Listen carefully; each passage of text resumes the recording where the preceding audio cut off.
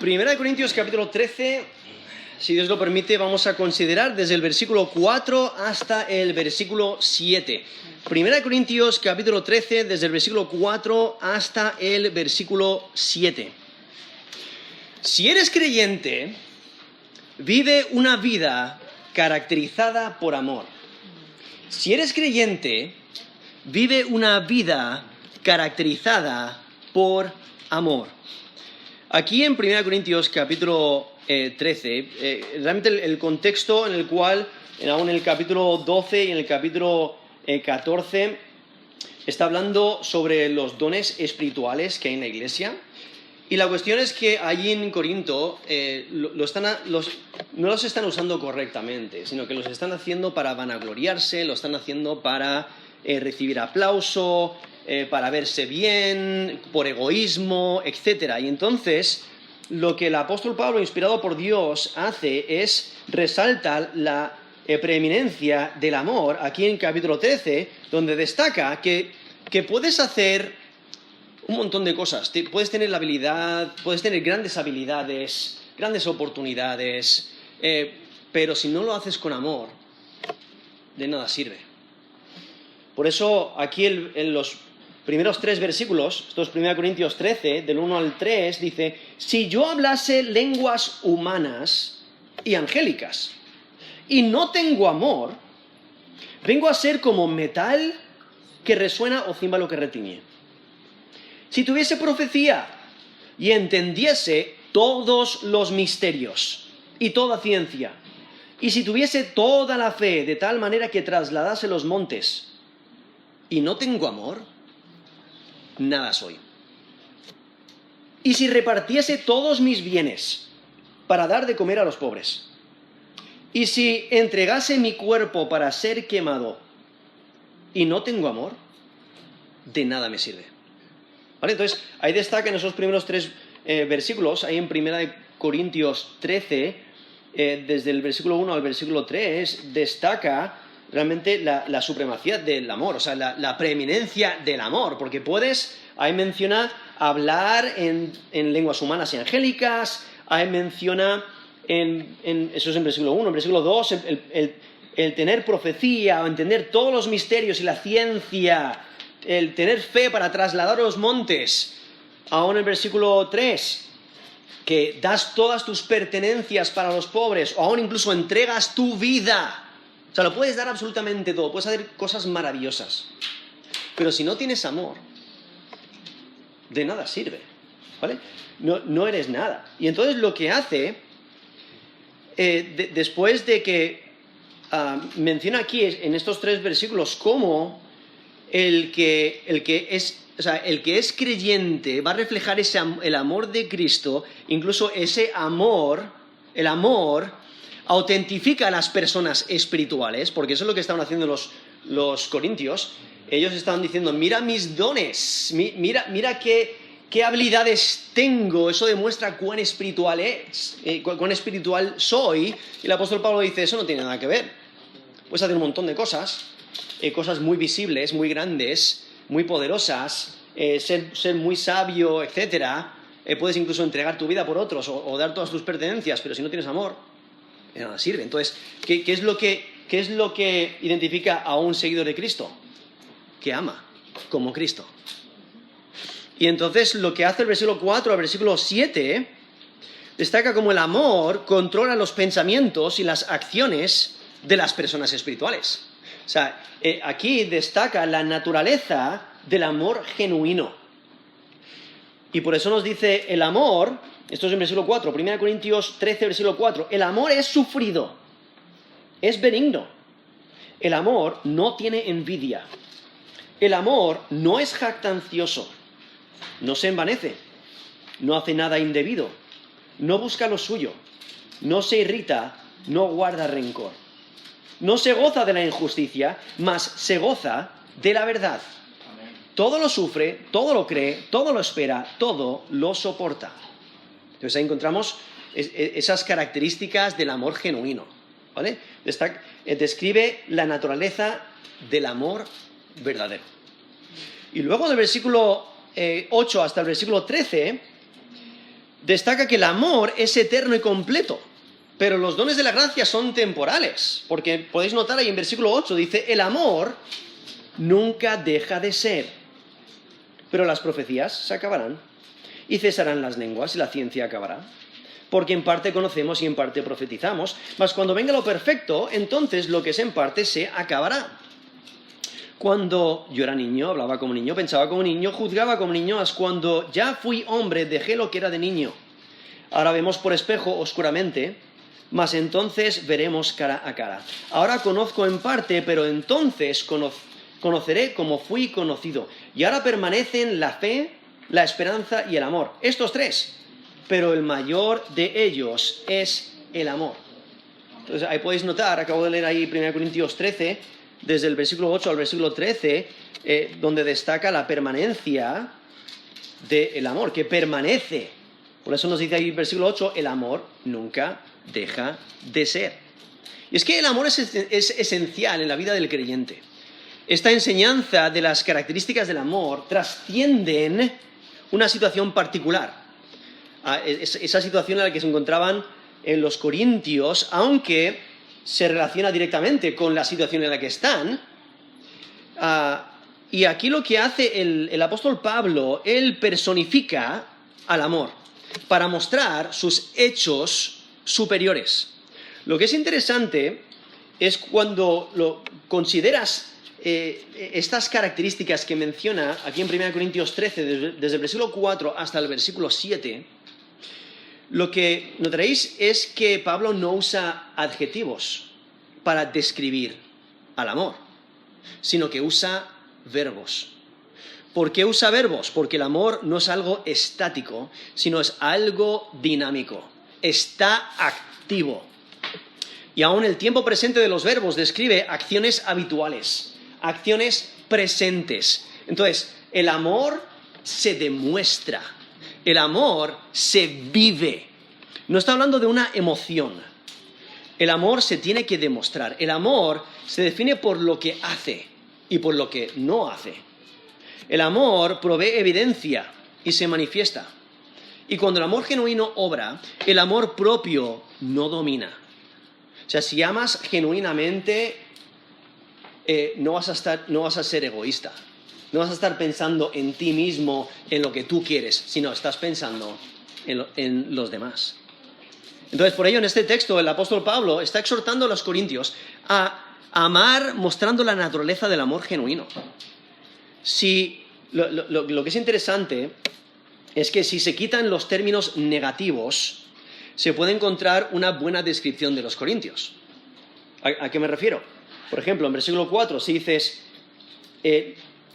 los corintios tienen envidia, son jactanciosos, se envanecen, hacen lo indebido, buscan lo suyo, se irritan, guardan rencor, se gozan de la injusticia y no se gozan de la verdad. O sea, si quitas esos términos negativos, el no, realmente está describiendo a los corintios, porque al leer la carta de los corintios podéis notar que había esos conflictos, había esas actitudes pensando en sí mismo, ese amor propio, ese egoísmo, en vez de amar a los demás.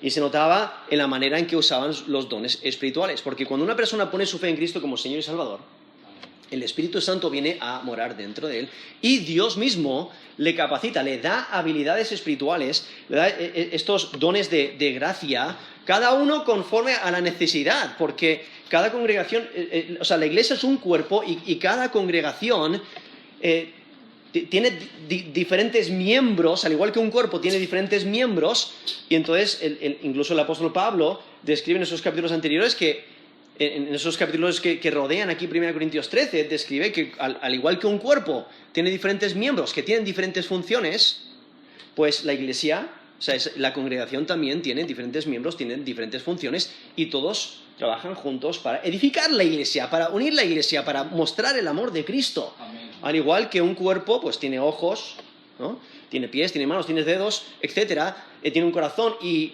el corazón no tiene la misma función que los ojos, ¿no?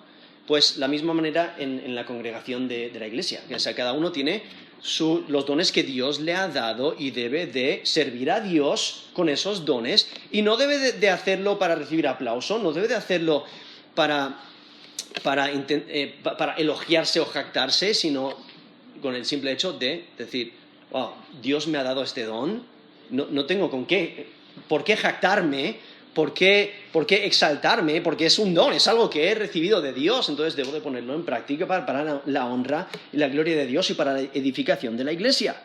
Y entonces, por ello aquí, lo que está haciendo el apóstol Pablo está ensalzando el amor y al mismo tiempo está acusando a los corintios porque aunque se pueden notar los dones espirituales en la congregación ahí en Corinto, lo que más se nota, lo que es más notable es la falta de amor.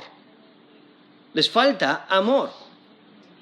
Y es que cuando los dones espirituales se ponen en práctica, aparte del amor, el resultado es lo opuesto a lo que debe ser. Es lo opuesto a esta lista que encontramos aquí en 1 Corintios 13, del versículo 4 hasta el versículo 7. Y es que la característica central del creyente es amor. Nos dice 1 Juan 4, 16. Nosotros hemos conocido y creído el amor de Dios. El amor que Dios tiene para con nosotros. Dios es amor. Y el que permanece en amor, permanece en Dios y Dios en él. ¿Vale? Entonces, Dios es amor. Es su naturaleza. Él es amor. Entonces, el creyente debe permanecer en ese amor, al permanecer en Dios. Y es porque ha puesto su fe en Cristo como Señor y Salvador. Tiene una relación con Dios y va a reflejar ese amor. Incluso nos dice ahí 1 Juan 4, 8, el que no ama no ha conocido a Dios, porque Dios es amor. Ahí destacando una vez más en la naturaleza de Dios, que Él es amor. Entonces, alguien que se identifica como un seguidor de Cristo, que se identifica como un hijo de Dios, adoptado a la familia de Dios, debe reflejar a su Padre Celestial. Si no refleja a su Padre Celestial, es porque realmente no es un hijo genuino, ¿no? Realmente no ha puesto su fe en Cristo como Señor y Salvador. Por eso ahí 1 Juan 4:8 dice, el que no ama no ha conocido a Dios, porque Dios es amor. Al igual que, bueno, veis en la calle a dos personas, dos hombres, por ejemplo, uno mayor que el otro, y son idénticos. O sea, se le nota en el rostro, se le notan cómo caminan, se le notan cómo visten, cómo se cortan el pelo. Dices, padre e hijo. Ni siquiera los conoces, pero lo puedes ver a distancia. O quizás madre e hija, ¿no? Lo puedes notar a la distancia. ¿Por qué? Porque los hijos reflejan a sus padres. Entonces, un creyente refleja a su Padre Celestial, refleja a Dios. Amén.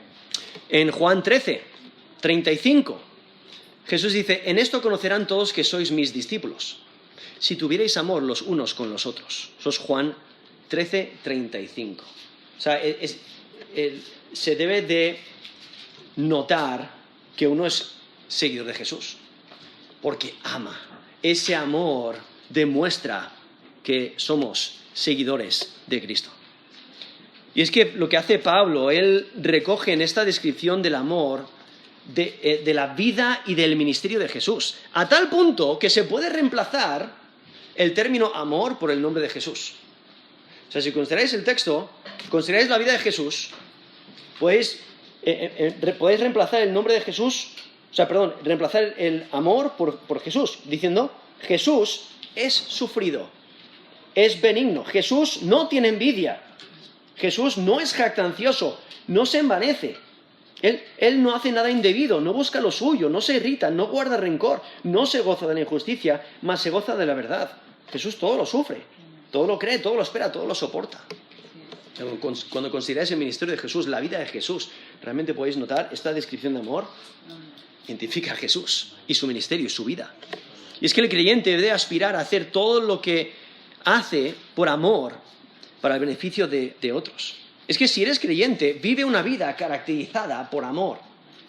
Quiero que notéis aquí estas características que menciona, porque empieza en versículo 4 diciendo, el amor es sufrido. Ahora ese término ahí traducido sufrido, en el lenguaje original es la idea de paciente. El ser paciente. Y Esto realmente se puede aplicar a un montón de situaciones. O sea, si amas, vas a ser paciente. ¿Paciente con quién? Con todos los que te rodean. Paciente con tu jefe, paciente con tus profesores, paciente con tus vecinos, paciente con tus padres o con tus hijos, paciente con tus hermanos, paciente con las personas con las que vives, etcétera, ¿no? Paciente cuando estás conduciendo y los coches de adelante no te están estorbando, ¿no? Esos vehículos que no deberían estar ahí en ese momento porque tú vas a llegar tarde al trabajo, ¿no? Paciente en esos momentos, ¿no? Paciente con la cajera que está hablando un poquito más de lo que debería y debería estar trabajando un poquito más, pero paciente, ¿no? Entonces, aquí realmente esta idea de el amor es sufrido, el amor es paciente, aplica a un montón de situaciones. Y lo que destaca es que el amor es activo. El amor espera, ¿no? Es paciente, espera activamente. El amor sabe que el tiempo adecuado es importante, es paciente porque sabe que otras personas tienen necesidad, otras personas necesitan más tiempo, etcétera, ¿no? Y es que el amor actúa pacientemente con otros. El amor es paciente aún en el sufrimiento, como nos dice en Romanos 12, dice, sufridos en la tribulación, mencionando esa idea de paciencia, o sea, sufriendo aún en la tribulación, aún en medio del sufrimiento.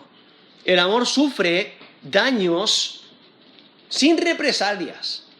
O sea, no está buscando el mal de los demás, sino que simplemente está sufriendo con paciencia, está soportando con paciencia, está aguantando.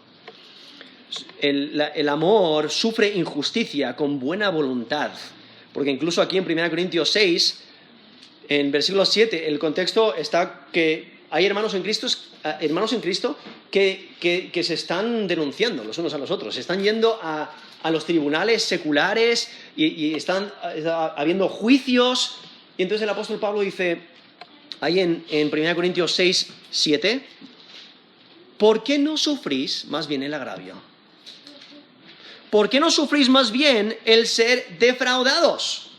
O sea, no deberíais estar llevándoos los unos a los otros a juicio, sino que debéis estar reflejando el amor de Cristo.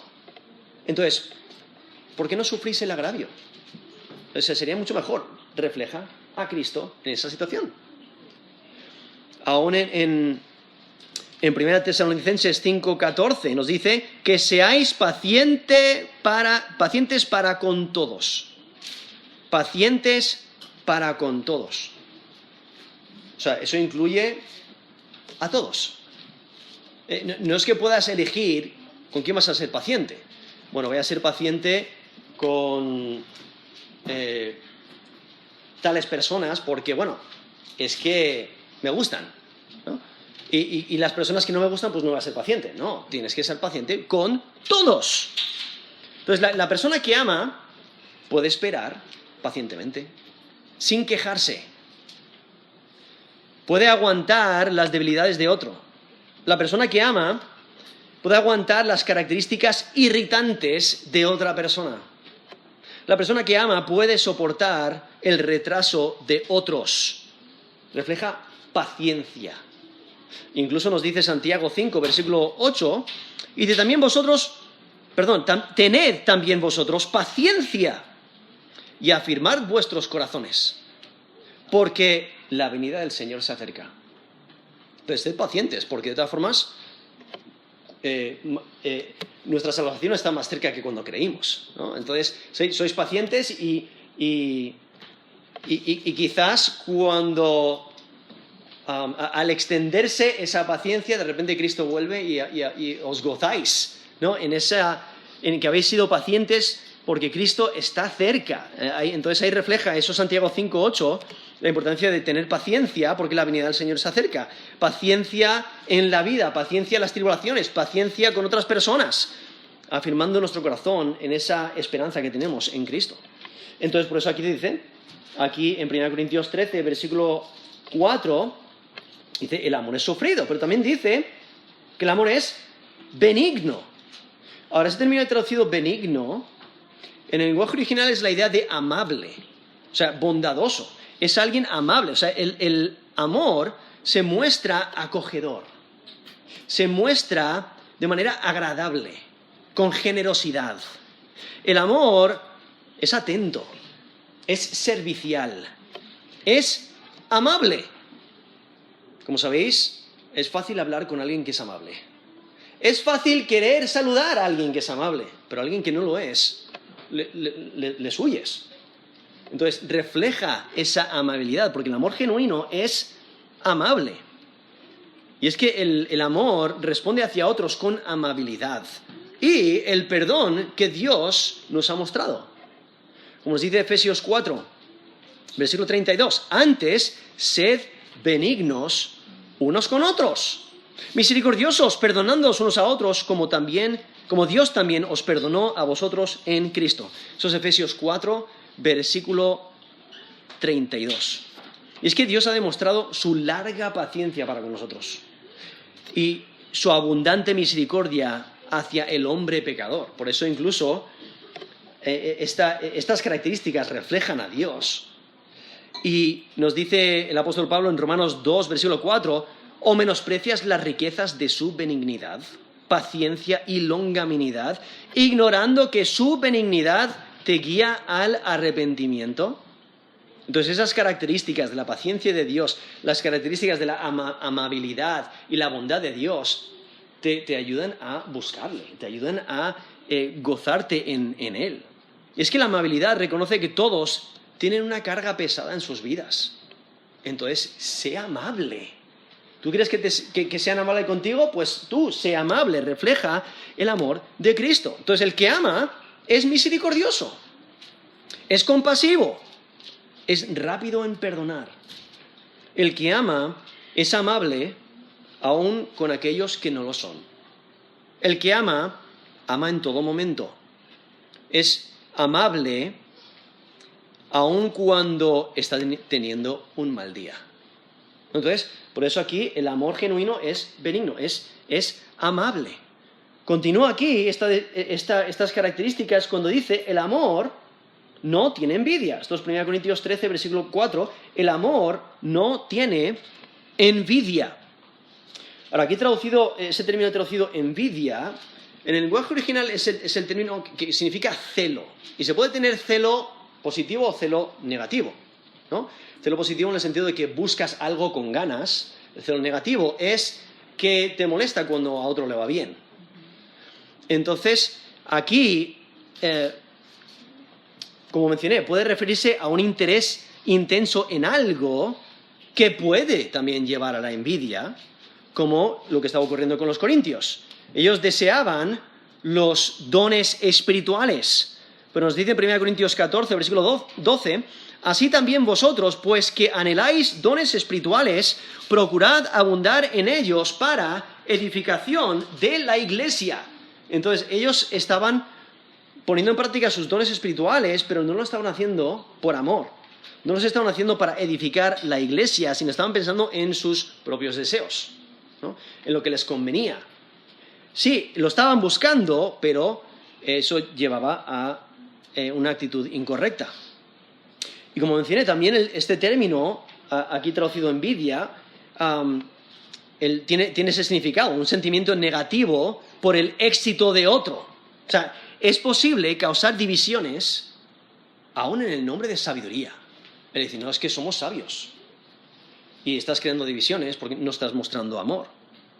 Y por eso aquí en Corinto, ¿no? En 1 Corintios 3, el 3 al 7 dice, porque aún sois carnales, pues habiendo entre vosotros celos, contiendas y disensiones, ¿no sois carnales? ¿Y andáis como hombres? Porque ahí continúa diciendo, porque diciendo uno, dice, yo ciertamente soy de Pablo, y el otro, yo soy de Apolos, ¿no sois carnales? ¿Qué pues es Pablo? ¿Qué es Apolos? Servidores por medio de los cuales habéis creído, y esto según lo que cada uno concedió al Señor. Yo planté, Apolos regó, pero el crecimiento lo ha dado Dios. Así que ni el que planta es algo ni el que riega, sino Dios que da el crecimiento. O sea, hay que centrarse en Dios, no en el líder que quizás o en la persona que te ha guiado a Cristo, o la persona que te ha enseñado la Escritura. No, hay que enfocarse en Cristo, ¿no? Entonces, ahí estaban creando divisiones, diciendo, bueno, es que nosotros somos más sabios porque seguimos a esta persona. No, no debes de seguir una persona, debes de seguir a Cristo. Y entonces, por ello, aquí, el apóstol Pablo, en esta característica dice, el amor no tiene envidia. O sea, el amor no permite rivalidad ni competencia. El amor busca servir a otros, no importando los deseos propios. Pablo les reprocha por cualquier clase de cosa que no edifica a la comunidad de creyentes. Entonces, el que ama no busca el estatus de otra persona, no envidia el estatus de otra persona y no busca alcanzarla, no desea ser como otra persona. El que ama no desea ser parte de otro grupo o no desea la atención que recibe otro, no busca la popularidad que otros buscan, ¿no? Porque el amor ama y no tiene envidia. Continúa aquí la descripción, ahí en versículo 4 dice, el amor no es jactancioso. Ahora, esa idea de jactarse, o sea, jactarse es como que presumir con arrogancia.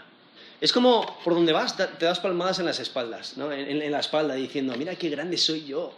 Soy maravilloso, ¿no lo veis? Claro que lo veis. Mira qué maravilloso soy. Entonces se está jactando, pero el amor no lo hace. No se jacta.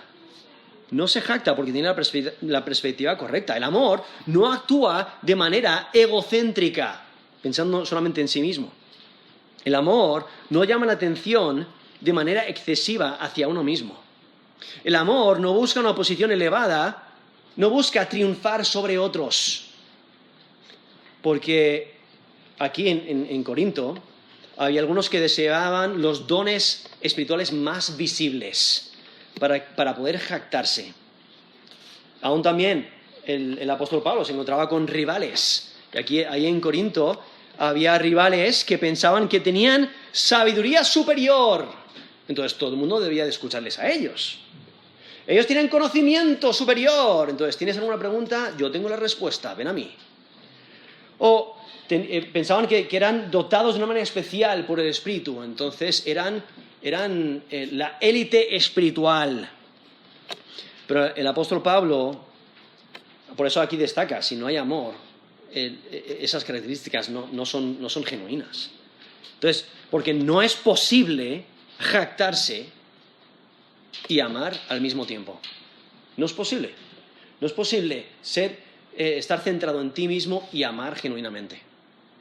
Es que jactarse desea el elogio de otros. En contraste, el amor desea el bien de otros, el bien de la comunidad. Es que el que ama no se jacta para certificar su estatus. El que ama no hace tocar trompetas delante de él por donde va. El que ama no destruye con sus palabras, no destruye con sus acciones a los de su alrededor para verse mejor. El que ama no se jacta de que es mejor que otros. El que ama no desprecia a otros. Entonces, por eso aquí nos dice, el amor no es jactancioso. Aquí al final del versículo 4 dice, el amor no se envanece.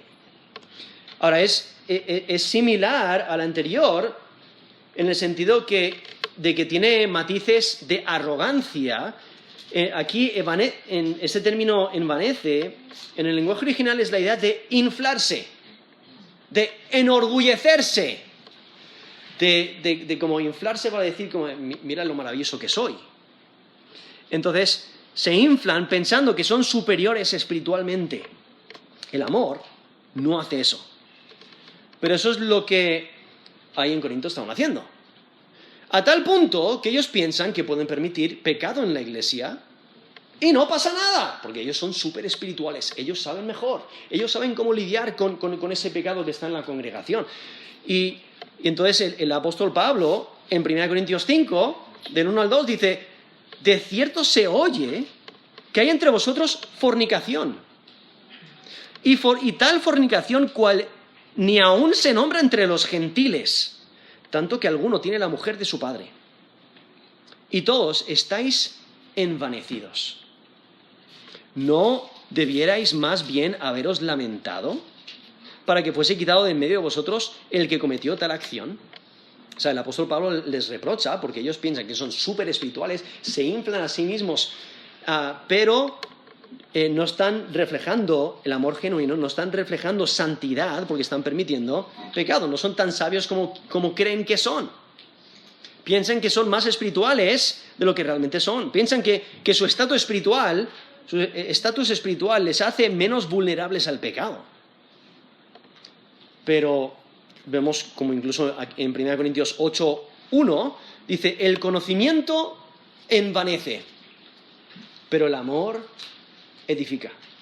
O sea, la persona que tiene la perspectiva incorrecta, pues entonces se va a estar centrando en sí mismo, se va a estar inflando diciendo, mira qué espiritual soy yo, cuando la realidad es lo opuesto. Entonces, por eso ahí nos dice en 1 Corintios 8:1, el conocimiento envanece, pero el amor edifica. O sea, el que ama no se enorgullece por encima de otros. No piensa que es más espiritual que otros. Por eso nos dice aquí, no se envanece. Continúa esta lista de la naturaleza del amor, estas características, en versículo 5 dice, no hace nada indebido. No hace nada indebido, que se refiere a no es descortés, no es maleducado, o sea, no actúa de manera inadecuada, ni de manera vergonzosa. Ahora, puede tener esta idea de no hace nada indebido, puede tener un tinte sexual. Y entonces está haciendo referencia a esa inmoralidad que acabo de leer ahí en 1 Corintios 5, donde hay personas que están haciendo lo indebido. ¿Qué están haciendo? Hay un hombre que está teniendo relaciones sexuales con la mujer de su padre, ¿vale? Entonces es indebido. Puede también referirse a toda clase de conducta vergonzosa, toda clase de conducta inadecuada. Por eso nos dice aquí en versículo 5, no hace nada indebido.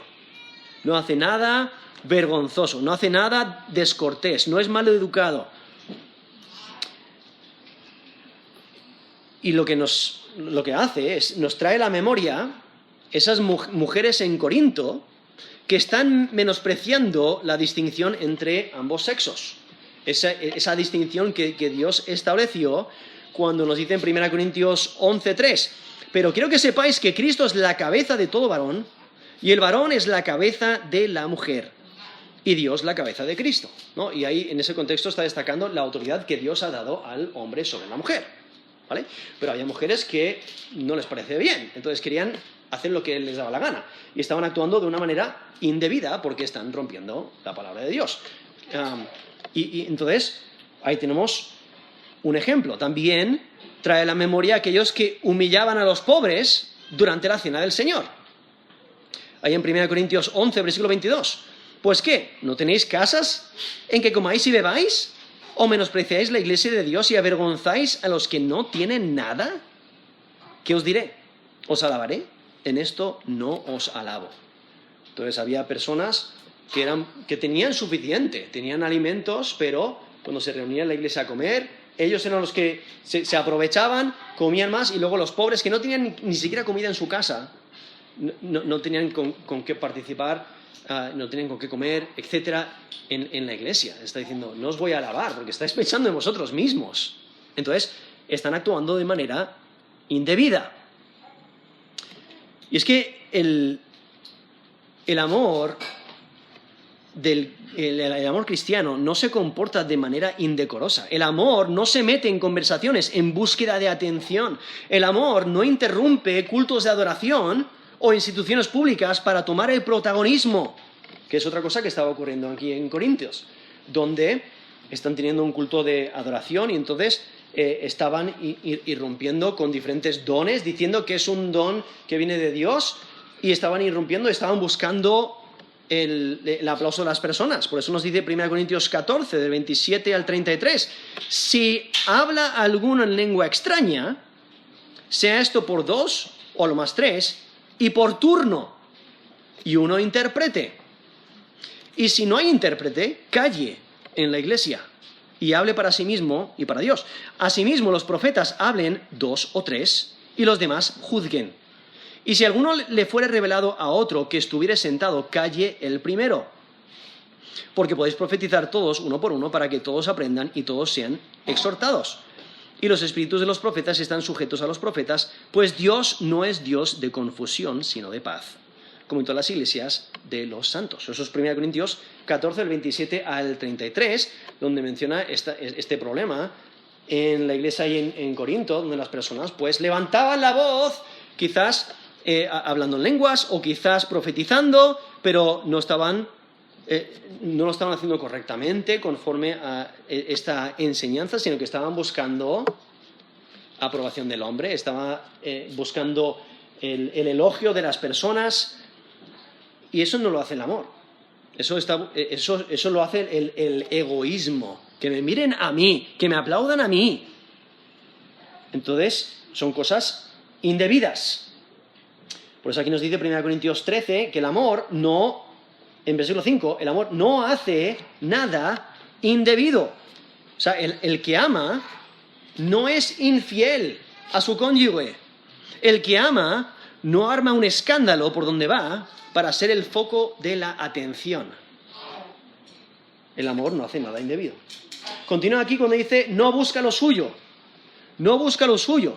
Que es la idea de esforzarse en buscar algo para obtenerlo. O sea, el amor no busca ventaja ni sus propios intereses.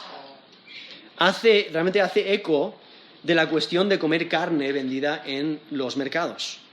Porque ahí en Corinto había personas que eran débiles espiritualmente y no entendían ese concepto de que Jesús limpió todos los alimentos, que se podía participar de ellos. Entonces, por su débil conciencia, pues ellos no podían participar o no podían comer algo que era, especialmente habían sido salvos de la idolatría, habían sido idólatras anteriormente y ellos comían esa comida sacrificada a los ídolos como si fuera adoración a ese ídolo.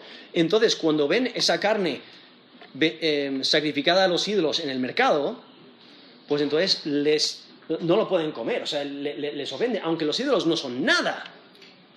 Y entonces había otros creyentes que sí, ha sido sacrificado un ídolo no es nada, y el apóstol Pablo dice, un ídolo no es nada, entonces comer de todo lo que os ofrezcan. Vais a la casa de alguien, quizás un vecino, que no conoce al Señor, y ellos os presentan comida que ha sido sacrificada a los ídolos.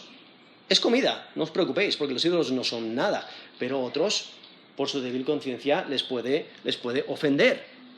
Y entonces lo que dice el apóstol Pablo en 1 Corintios 10, versículo 23 al 24, dice, todo me es lícito, pero no todo conviene. Todo me es lícito, pero no todo edifica.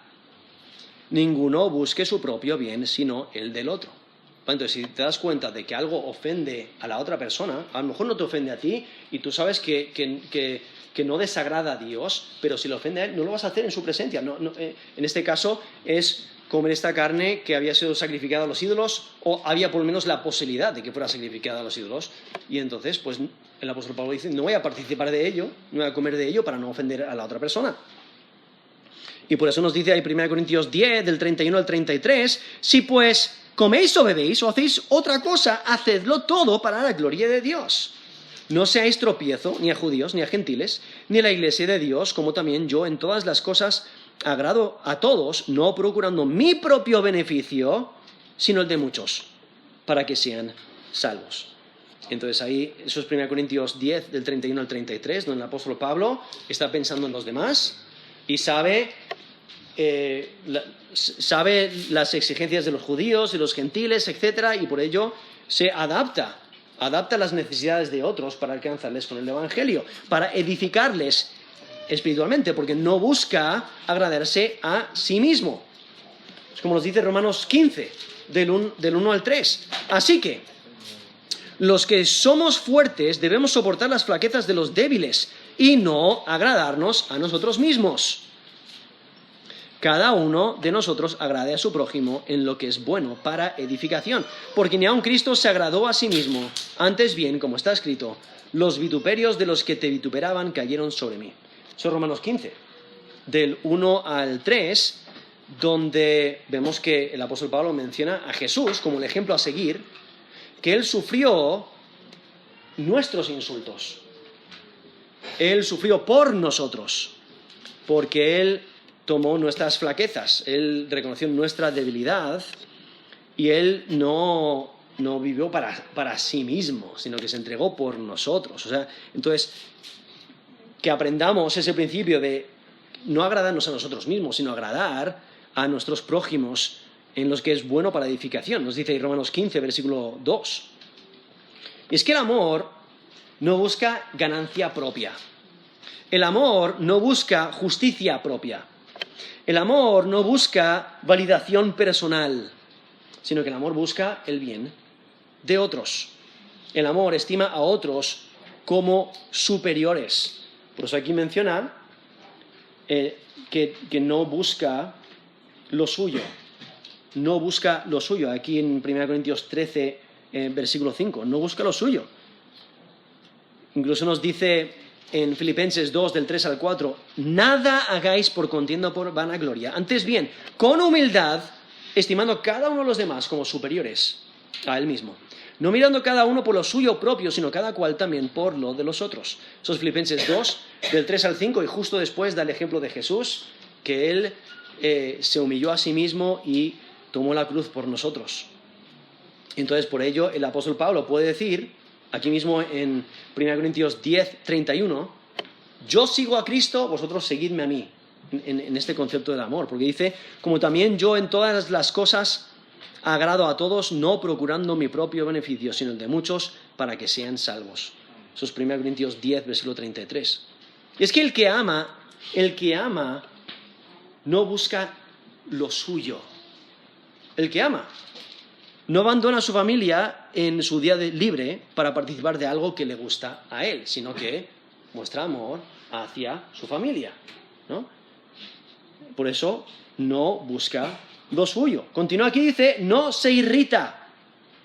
Es la idea de molestarse o de irritarse, ¿no? No se irrita. El amor no se enoja rápidamente, no se le provoca a ira con facilidad. El amor no explota en ira, tampoco provoca la ira. Es una expresión de paciencia, ¿no? Refleja paciencia porque no se irrita rápidamente. El amor responde con paciencia y sin interés propio. El amor no se amarga por las heridas recibidas. Y por ello el que ama está listo para responder correctamente. O sea, no explota cuando le dañan o le atacan. El que ama no tiene que expresar su disgusto. El que ama no explota cuando un vecino deja que su perro haga sus necesidades en su puerta. Y lo hace todos los días. Y nunca lo recoge. El amor no se irrita. Continúa aquí, al versículo 5, dice, no guarda rencor. Ahora, esta idea de que el amor no guarda rencor es que no tiene una libreta que va haciendo un récord o un registro de todo el daño que has recibido. Es decir, pues lo ha hecho, esta es la quinta vez que lo hace. Y tienes una lista de todas las veces, todo el mal que has recibido y que quizás lo tienes de manera mental y lo tienes totalmente organizado, ¿no? Este vecino ha hecho estas 14 cosas. Este otro vecino ha hecho estas 3. Este familiar, este amigo, y lo tienes todo mental. O sea, el amor no hace eso. El amor genuino no hace una lista de los daños que se han recibido. O sea, la imagen que presenta es de guardar registros del mal recibido para poder devolvérselo. Es que no es que el creyente ignore la maldad que recibe, sino que lo supera, devolviendo el bien. Por eso nos dice Romanos 12, 17, no paguéis a nadie mal por mal, procurad lo bueno delante de todos los hombres. ¿Os hacen mal? Bueno, eso es entre ellos y Dios, ¿no? Sigues amando y sigues haciendo lo bueno. Porque incluso Dios en Cristo no toma en cuenta los pecados de los creyentes. Nos dice 2 Corintios 5, 19, que Dios estaba en Cristo reconciliando consigo al mundo, no tomándoles en cuenta a los hombres sus pecados. Y nos encargó a nosotros la palabra de la reconciliación. O sea, aquellos que han puesto su fe en Cristo como Señor y Salvador, reciben perdón de sus pecados. Y esa lista que anteriormente estaba en contra de nosotros ha desaparecido. Ya no hay ese récord en contra de nosotros. Entonces, debemos de reflejar esa característica, ese amor. Y es que el que ama no toma nota del mal que se le hace, esperando ajustar cuentas. No guarda registros del mal que recibe. Porque incluso Jesús mismo, cuando le estaban crucificando, Él no guardó rencor hacia aquellos que le estaban crucificando. Porque nos dice Lucas 23:34, Jesús decía, Padre, perdónalos, porque no saben lo que hacen. Eso es Lucas 23:34. Incluso el apóstol Pedro le preguntó a Jesús, ¿cuántas veces he de perdonar? No, una persona viene y peca contra mí. Y pide perdón, le perdono. Vale, una vez. ¿Ocurre otra vez? 2 veces, 3 veces, 4. ¿Hasta cuánto? ¿Hasta 7? Y Jesús le dice ahí en Mateo 18, del 21 al 22. En versículo 22, Jesús le dijo, no te digo hasta 7, sino aún hasta 70 veces 7. Entonces, básicamente, no cuentes. Siempre perdona. No cuentes. Si estás contando, es porque piensas que puede llegar el día donde no tengas que perdonar. Ese no es el caso. No tienes esa opción. Siempre tienes que perdonar. No cuentes. Y esa es la actitud que debemos de tener. No guardar rencor. No guardar una lista de las veces que han pecado contra ti. No guardar una lista de las veces que te han ofendido, o de las veces que te han insultado, o de las veces que han hecho tales cosas contra ti. No hay que guardar la lista. Porque el amor absorbe el mal sin calcular cómo tomar represalias. El amor no cuenta las veces que el vecino ha aparcado su vehículo enfrente de su garaje o en su estacionamiento. ¿No? El amor lo cubre, ¿no? El amor no guarda rencor. Continúa aquí el versículo 6, donde aquí lo que hace en versículo 6 es presenta 2 lados de la misma realidad. Porque dice, no se goza de la injusticia, mas se goza de la verdad. ¿Vale? No se goza de la injusticia, mas se goza de la verdad. Ahora, injusticia se refiere a incumplimiento de lo recto. Es menosprecio de la verdad, es maldad. Y la verdad es lo que es fiel. Entonces, aquí podéis notar donde dice, el amor no se goza de la injusticia. ¿Por qué? Dios no se goza de la injusticia, sino que está airado contra la injusticia. O sea, no se goza de la injusticia, sino que está airado contra la injusticia y la impiedad. Nos dice Romanos 1:18, porque la ira de Dios se revela desde el cielo contra toda impiedad e injusticia de los hombres que detienen con injusticia la verdad. ¿Vale? Entonces, Dios no se goza con la injusticia. Cuando alguien se sale con la suya, no, a Dios no le agrada. No se goza de ello. Nosotros tampoco deberíamos de gozarnos.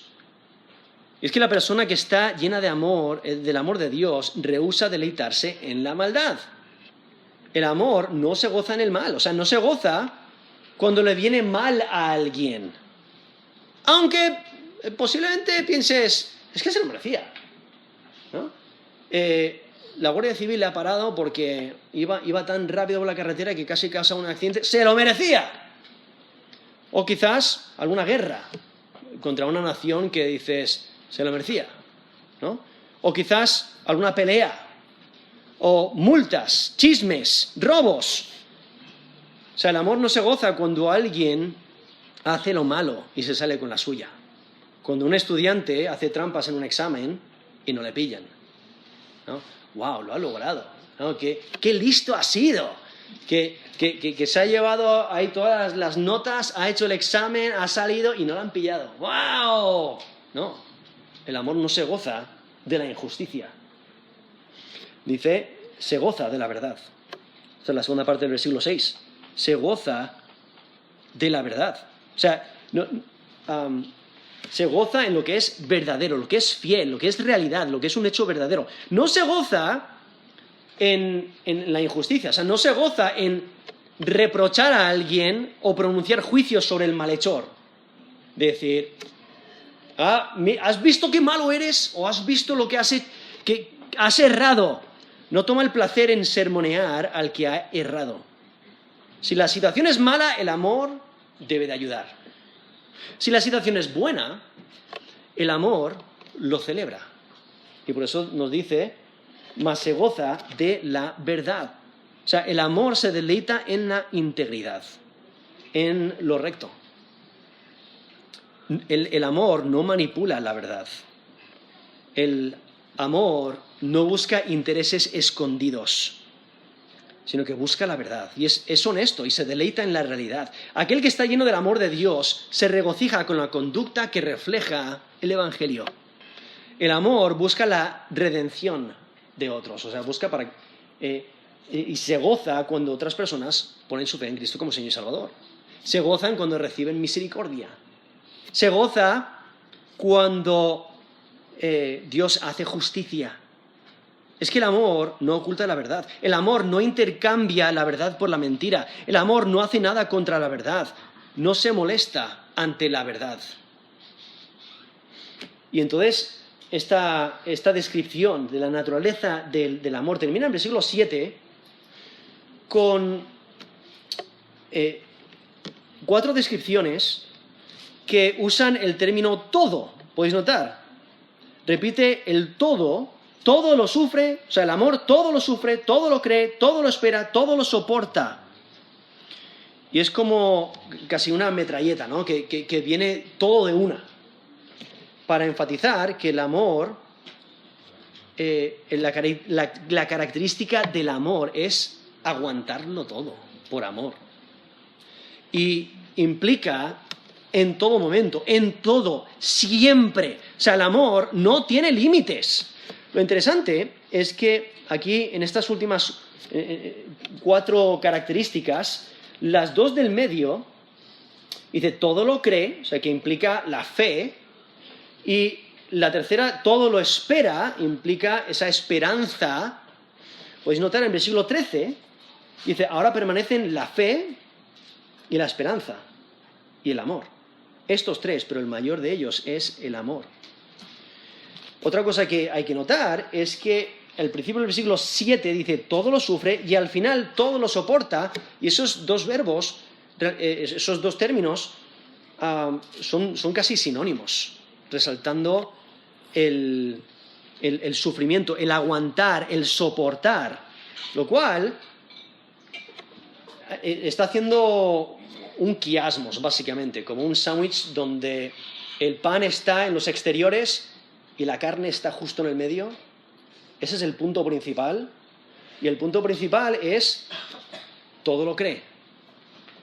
O sea, que siempre tiene fe. No llega a un punto cuando no tiene fe.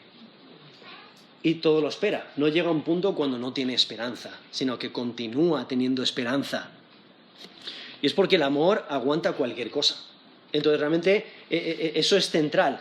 Centrar esa fe y esa esperanza en este concepto del amor, aunque luego nos dice el versículo 13, mayor de ellos es el amor. Y es que el amor aguanta cualquier cosa, por eso dice, todo lo sufre, todo lo sufre. Y es que Pablo afirma que lo soporta todo para no poner obstáculo al Evangelio. Ahí en 1 Corintios 9, versículo 12, dice, pero no hemos usado este derecho, sino que lo soportamos todo por no poner ningún obstáculo al Evangelio de Cristo. Y está hablando de que tiene el derecho de recibir un salario por su ministerio, pero no toman ese derecho para no ser obstáculo. Eso es 1 Corintios 9, versículo 12. Porque el que ama está dispuesto a renunciar sus derechos. El que ama está dispuesto a soportar la deshonra, incluso la persecución. El que ama reconoce que Dios está en control y descansa en su soberanía, y por eso lo soporta. Ahí también menciona todo lo cree. O sea, el que ama no deja de confiar en Dios. Ahora, no está diciendo que es ingenuo. No está diciendo que no discierne. No está diciendo que cree a ciegas. Es la idea de que nunca pierde la fe. Nunca pierde la fe en Dios, nunca pierde fe en las personas de que puedan poner su fe en Cristo como Señor y Salvador y sigue mostrando paciencia y dándoles el Evangelio para que crean y sean salvos. O sea, nunca pierde la fe, esa es la idea. El amor todo lo cree, nunca pierde la fe. O sea, el que ama está totalmente dedicado a Dios, cree la palabra de Dios, cree las promesas de Dios. No deja de creer de que Dios sabe mejor. No deja de creer que Dios puede cambiar las circunstancias. No deja de creer que Dios puede transformar vidas, sino que continúa creyendo. Entonces, nunca pierde la fe. El amor nunca pierde la fe, pero tampoco pierde la esperanza. Por eso dice, todo lo espera, que es la idea de nunca pierde la esperanza. Y es que la esperanza la funda en el amor de Dios. Porque en Romanos 8, del 38 al 39, dice, por lo cual estoy seguro de que ni la muerte, ni la vida, ni ángeles, ni principados, ni potestades, ni lo presente, ni lo porvenir, ni lo alto, ni lo profundo, ni ninguna otra cosa creada nos podrá separar del amor de Dios, que es en Cristo Jesús, Señor nuestro. Eso es Romanos 8, del 38 al 39. Entonces, Dios nos ama tanto, entonces hay esperanza. Y no pierde la esperanza. El amor no pierde la esperanza. O sea, el que ama deja todo en las manos de Dios. Y por ese motivo no pierde la esperanza, porque confía en Dios. Sabe que la justicia de Dios prevalecerá a pesar del pecado del hombre. Confía en el cuidado y la protección de Dios. Confía en las promesas eternas de Dios. Y espera el cumplimiento de la palabra de Dios. Por ello, el que ama, todo lo espera. Porque no se desespera de los fallos de otros. El que ama no pierde la esperanza cuando las cosas no van conforme a su plan. El que ama no pierde la esperanza cuando los problemas incrementan. Porque confía en Dios y por eso lo espera, tiene esperanza. Y termina esta descripción de la naturaleza, estas características del amor de Dios, cuando dice todo lo soporta. Como dije, es similar a esa primera descripción en versículo 7, cuando dice todo lo sufre, que es aquí, cuando dice todo lo soporta, ese término soporta tiene la idea de sobrellevar o perseverar. Es la idea de continuar firme. Por ello, no hay nada que el amor no pueda afrontar. El amor tiene la habilidad de aguantar durante la aflicción. Y por ello el que ama, persevera amando. El que ama continúa mostrando amor a todas las personas porque persevera, porque lo sobrelleva. ¿Es difícil? Sí, pero sigue amando, sigue aguantando, sigue sufriendo, sigue soportando porque ama. Ahora, esta lista de estas características del amor realmente nos muestra lo fácil que es fallar. Lo fácil que es fallar en nuestro amor hacia otros. Y lo mucho que tenemos que cambiar. Y lo mucho que tenemos que reformar nuestros pensamientos, nuestras actitudes, todo lo que hacemos. Por ello es esencial tener este texto bien arraigado en nuestros corazones, para poder repasarlo, para poder asegurarnos que todo lo que hacemos realmente lo estamos haciendo por amor. Todas nuestras motivaciones realmente sean por amor. Todas nuestras palabras realmente reflejen el amor, nuestras actitudes reflejen amor. Todo lo que hacemos, o sea, que reflejemos el amor de Cristo. Porque si eres creyente, debes de vivir una vida caracterizada por amor. Y eso implica reflejar amor hacia todas las personas, en cualquier momento, aun cuando quizás no tengas ganas, aun cuando, tienes hambre, estás cansado, acabas de llegar del trabajo, aún así debes de demostrar amor a todas las personas. Porque si eres creyente, debes de vivir una vida caracterizada por amor. Vamos a terminar en oración.